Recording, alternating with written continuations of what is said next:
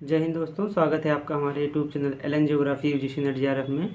Friends, जैसा कि आप जानते हैं हम लोग एक नए इनिशिएटिव के तहत पिछले 2010 से लेकर 2023 तक जो यूजीसी नेट जेआरएफ में आए हुए क्वेश्चन है, यानी आपका जो पेपर है, ठीक है, उसकी एनालिसिस कर रहे हैं कि किस यूनिट से और पर्टिकुलर किस टॉपिक से क्वेश्चन कितनी बार पूछे गए हैं।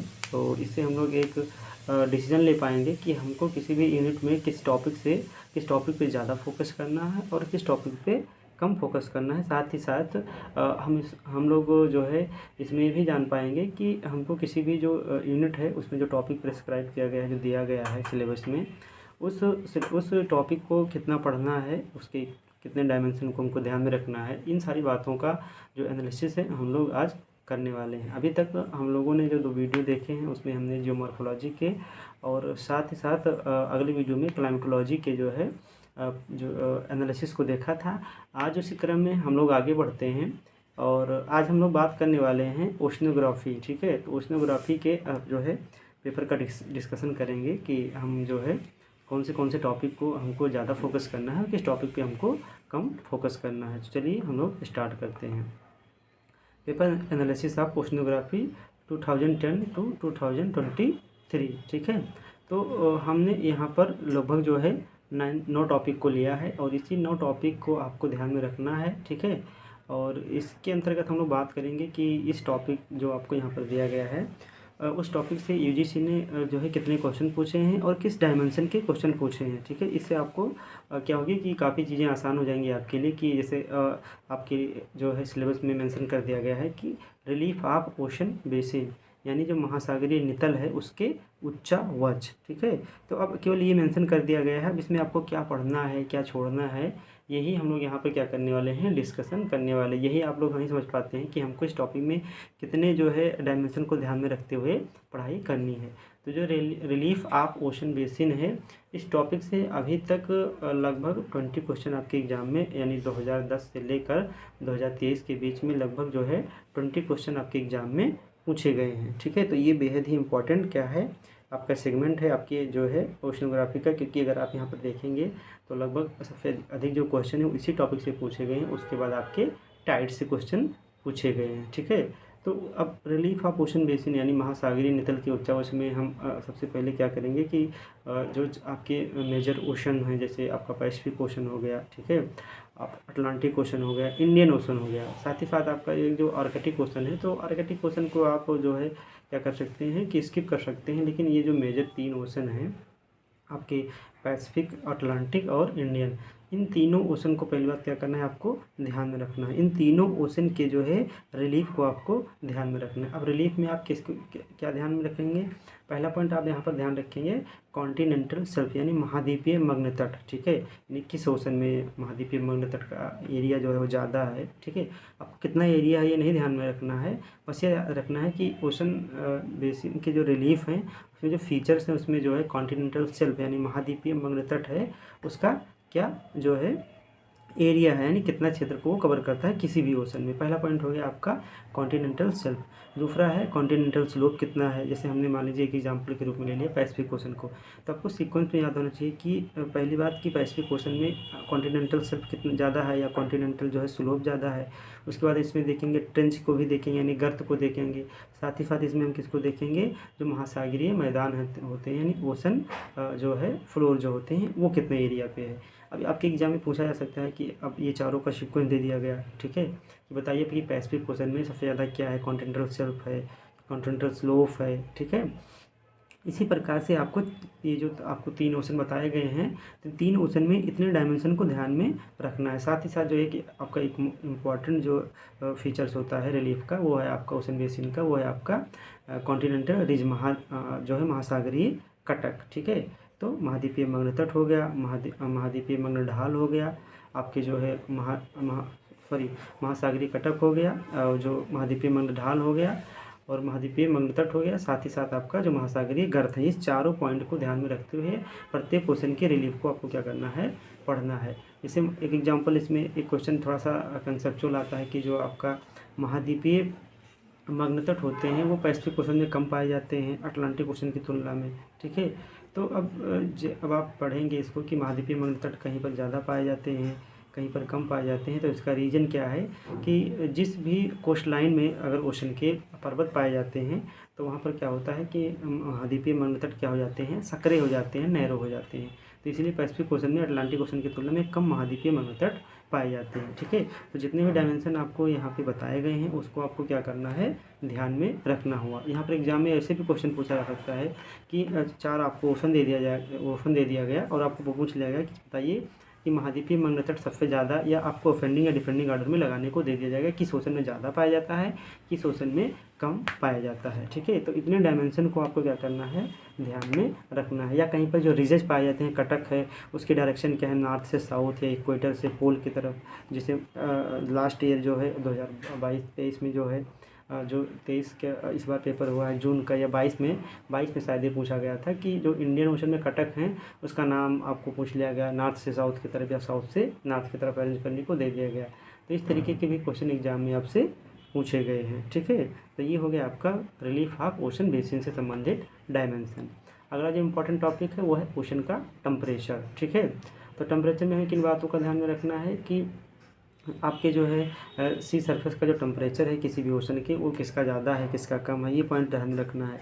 और दूसरा पॉइंट इसमें ध्यान में रखना है कि एक होता है थर्मोक्लाइन क्या होता है। ठीक है, और जो अगर हम टॉप से जो है अगर बॉटम तक किसी ओशन में जाते हैं तो टेम्परेचर पे क्या इम्पैक्ट पड़ता है, वो घटता है या बढ़ता है। या हम बात करते हैं कि हम इक्वेटर से जब पोल की तरफ जाते हैं तो टेम्परेचर घटता है या बढ़ता है। कोई क्लोज्ड ओशन है, कोई ओपन ओशन है, जैसे इसमें लगातार क्वेश्चन पूछा गया रेड सी के बारे में कि रेड सी का जो टेम्परेचर सबसे ज़्यादा क्यों रहता है। तो इसका कारण क्या है कि ये क्या है, एक क्लोज क्या है, ओशन का पार्ट है, आपका सी है। तो ये सारे पॉइंट्स को आपको यहाँ पे क्या करना है, ध्यान में रखना है। टेम्परेचर से रिलेटेड इतने ही डायमेंशन से आपके एग्जाम में क्वेश्चन पूछे गए हैं। ठीक है, अगला टॉपिक है जो आपका डेंसिटी। ठीक है, यानी घनत्व का जो क्वेश्चन पूछा गया है वो लगातार आपका जो है ये सैलिनिटी यानी जो लवणता है सागर की, और जो तापमान है उससे रिलेट करके क्वेश्चन पूछा गया है कि टेम्परेचर बढ़ने पर डेंसिटी पे क्या प्रभाव पड़ेगा ओशन की, या सैलिनिटी अगर बढ़ती है तो डेंसिटी पे क्या प्रभाव पड़ता है। ठीक है, और जो पाइक्नोक्लाइन क्या होता है, साथ ही डेंसिटी अगर हम टॉप से बॉटम की तरफ जाते हैं तो क्या इम्पैक्ट पड़ता है।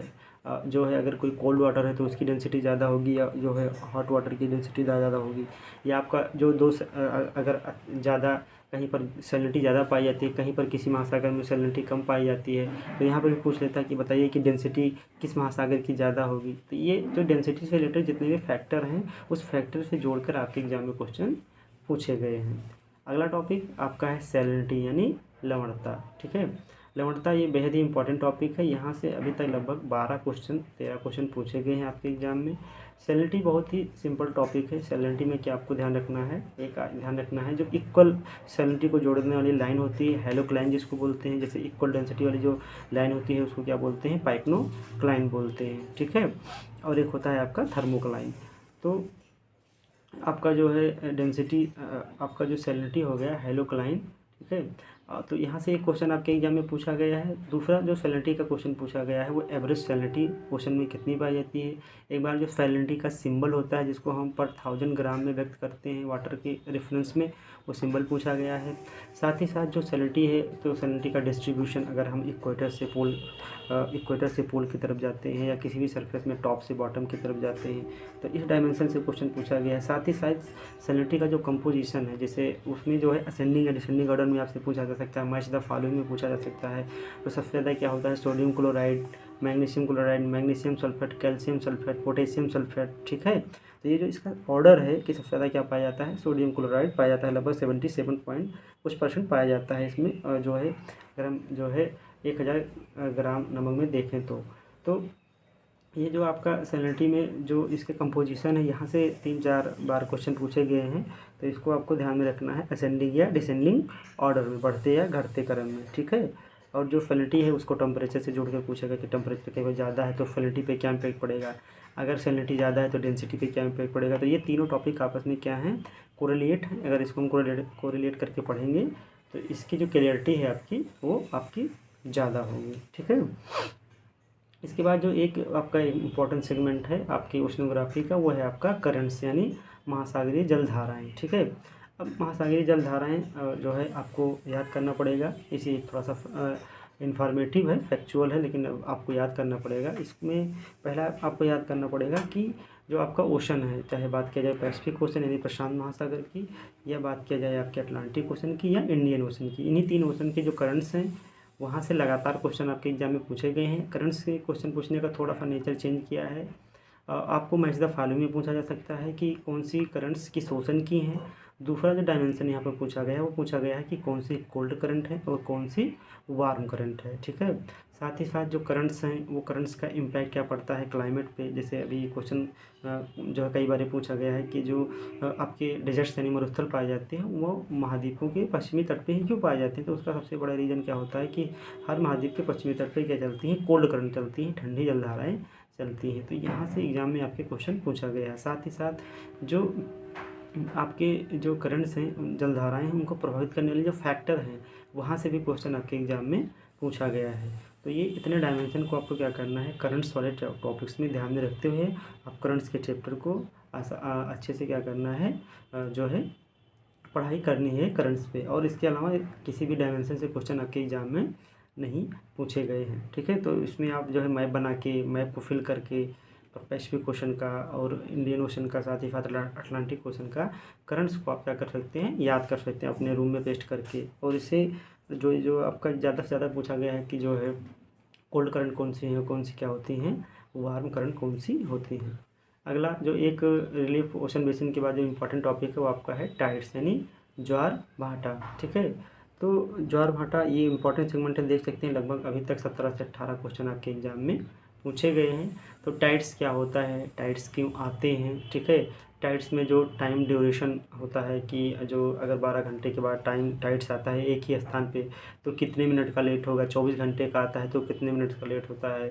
टाइड्स का जो है देखा जाए तो टाइप्स कौन कौन से होते हैं, जैसे ड्यूरनल टाइड्स, सेमी ड्यूरनल यानी दैनिक ज्वार, अर्धदैनिक ज्वार, ठीक है। और टाइड्स जब कब हाई टाइड्स होंगे, कब नीप टाइड होंगे यानी कब उच्च ज्वार आएगा, कब निम्न ज्वार आएगा।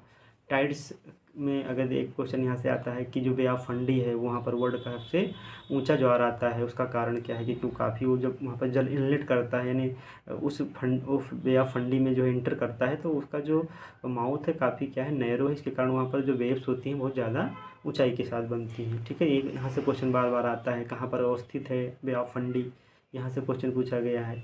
और टाइड्स की कुछ क्या हैं, थियरी हैं, ठीक है। जैसे जो है विलियम बीबल की है प्रोग्रेसिव थियरी है, ठीक है। न्यूटन की क्या है, न्यूटन का जो है न्यूटन की थियरी है, ठीक है। उसके साथ साथ ही जो है लाप्लास की थियरी है। तो जॉर्ज एरी की थियरी है। तो इन्होंने थियरी में अभी तक जो पूछा गया वो नाम ही पूछा गया है कि किस स्कॉलर ने किस प्रकार की थियरी दी, किससे रिलेटेड आपकी एरी की थ्योरी जो है नहीं है, वो आपके कोरल रीफ से संबंधित है। जो टाइड्स में है वो आपका विलियम बीबल्स की थ्योरी है, ठीक है। विलियम बीबल की प्रोग्रेसिव वेव थ्योरी है, आर ए हैरिस की थ्योरी है, ठीक है। और लाप्लास की जो है डायनेमिक थ्योरी है और न्यूटन की थ्योरी है। तो ये जो 4-5 थ्योरी दी गई है आपकी जो है पुस्तकों में जो इस टाइड से रिलेटेड हैं, उसको आपको क्या करना है, अच्छे से तैयार करना है, क्योंकि यहाँ से भी क्वेश्चन बार बार आपके एग्जाम में पूछे गए हैं। खासकर जो थियरी दी गई है और जो आपको टाइम वाला बात बताया गया कि और क्यों आते हैं, किसका ज़्यादा रोल है, सन का ज़्यादा रोल है, अर्थ रोटेट करती है, लेट क्यों होता है, ठीक है, चंद्रमा आगे निकल जाता है। ये सारी पॉइंट्स को आपको क्या करना है, जो है ध्यान में रखते हुए टाइड्स के जो है चैप्टर को अच्छे से तैयार करना है। इसके बाद जो आपका एक लास्ट टॉपिक है वो है आपका कोरल रीफ। ये भी बेहद ही इम्पोर्टेंट टॉपिक है, जो आपका प्रवाल भित्तियाँ होती हैं, ठीक है। यहाँ से भी क्वेश्चन आपके एग्जाम में आया है कि ये हमारे लिए इम्पोर्टेंस क्यों है। कोरल रीफ्स के जो है बनने के जो आपके कौन कौन से कंडीशंस होते हैं, जैसे टेम्परेचर कितना होना चाहिए, सैलिनिटी कितनी होनी चाहिए, वुडमेन का डिस्ट्रीब्यूशन भी कई बार पूछा गया है कोरल रीफ्स में। और कोरल रीफ से संबंधित जो थ्योरी है, चाहे वो डार्विन की थ्योरी हो, ठीक है, चाहे वो डेली की हो, जैसे डार्विन का अवतरण सिद्धांत है, सब्सिडेंस थ्योरी है, और डेली का जो है ग्लेशियल कंट्रोल थ्योरी है यानी हिमालय नियंत्रित सिद्धांत है, और एरी महोदय का जो है कैनाल थ्योरी है, नहर सिद्धांत है। तो कोरल रीफ में ये जो 2 डायमेंशन विशेषकर जो है कि थ्योरी किसने दी और कोरल रीफ्स के जो है हमारे लिए इम्पोर्टेंस क्या है, ठीक है। इनको जो है हम ट्रॉपिकल रेन फॉरेस्ट भी बोलते हैं कोरल रीफ्स को, क्योंकि इनमें जितनी डाइवर्सिटी पाई जाती है उतनी डाइवर्सिटी जो है आपका जो इक्वेटोरियल फॉरेस्ट होता है, एवरग्रीन फॉरेस्ट होता है, जो विषुवत-रेखीय सदाबहार वन होते हैं उसमें भी उतनी डाइवर्सिटी यानी जो विविधता होती है, जैव विविधता होती है, बायोडाइवर्सिटी उतनी नहीं पाई जाती जितना कि कोरल रीफ में पाई जाती है। कोरल रीफ्स हमारे लिए ऑक्सीजन का स्रोत भी है, जो ओशन में ऑक्सीजन मिलता है, जो जीव जंतुओं को साथ ही साथ जो है ये कार्बन डाइऑक्साइड को क्या करते हैं, अब्जॉर्ब भी करते हैं, क्योंकि फोटोसिंथेसिस का कार्य करते हैं। तो इनका एक आपका जो है इम्पॉर्टेंस है हमारे लिए, इकोलॉजिकल इम्पॉर्टेंस है। साथ ही साथ जो आपका जो इनसे जो है जो समुद्री जीव जंतुओं को ऑक्सीजन मिलता है, बहुत सारे जीव जंतु इनके आसपास निवास करते हैं, ठीक है। कोरल ब्लीचिंग क्या होती है, कोरल मर क्यों जाते हैं, ठीक है, कोरल लीव्स क्या होता है, इन सारे डायमेंशन से आप तक जो क्वेश्चन एग्जाम में अभी तक पूछे गए हैं। लगभग 14 से 15 क्वेश्चन आपके एग्जाम में अभी तक पूछे गए हैं। तो बेहद ही सिंपल टॉपिक है ये जो ओशनोग्राफी है। हर साल यहाँ से 7 से 8 क्वेश्चन आपके एग्जाम में पूछा जाता है। इस यहाँ पे बहुत ज़्यादा कंसेप्चुअल क्वेश्चन नहीं देखे गए हैं, फैक्चुअल क्वेश्चन ज़्यादा है। कुछ अगर टेम्परेचर और सेल डेंसिटी सैलिनिटी को जो छोड़ दिया जाए, क्योंकि यहाँ से कुछ फैक्चुअल के साथ साथ कंसेप्चुअल क्वेश्चन भी पूछे जाते हैं कि टेम्परेचर बढ़ेगा तो सैलिनिटी पे क्या इम्पैक्ट पड़ेगा, ऐसे सारे जो है डायमेंशन से।